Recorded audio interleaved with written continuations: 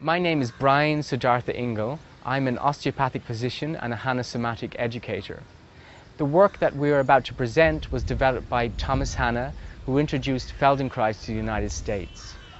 Thomas' major contribution to the somatic field was the understanding of sensory motor amnesia. He explained to us that when we take stress into our body, a holding happens. He described this as I said, sensory motor amnesia. A muscle does two things. It moves motor and it feels sensory.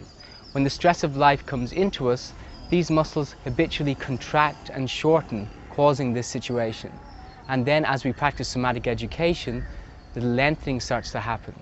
So you have to remember that somatic education is primarily dealing with the nervous system. It's brain work, it's not physical work.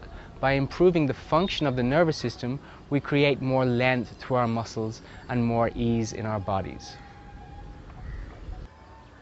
The two aspects to this work, one is the movements that you're about to work with now.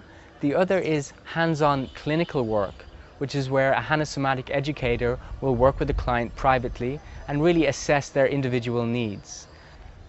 This body of work, the hands-on clinical sessions, is very important, but it will not be presented here. So I've had 20 years of experience in this field of pain management, and I have to say that Somatics is the best that I've found to date. It works like nothing else because it's based on a paradigm shift. It's based on a first-person experience. It's moving out of the idea that somebody has to do something to you, but more that you have to do something for yourself.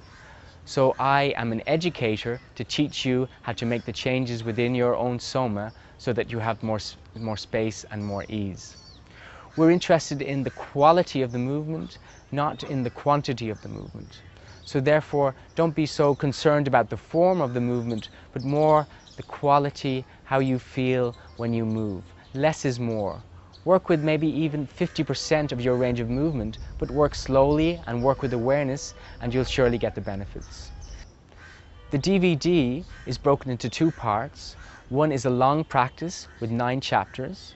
So you must really perfect this, or not perfect, but practice this before you move on to the short practice, which is your daily cat stretch.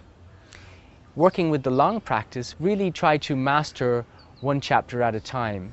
You might work with the first chapter 3 times until you feel you're proficient with it, and then move on to the second, work with that 3 times, and then perhaps the next day continue with the practice. When you feel you're really familiar with the work, with the long practice, then you can move on to the daily cat stretch and work with that as your daily practice.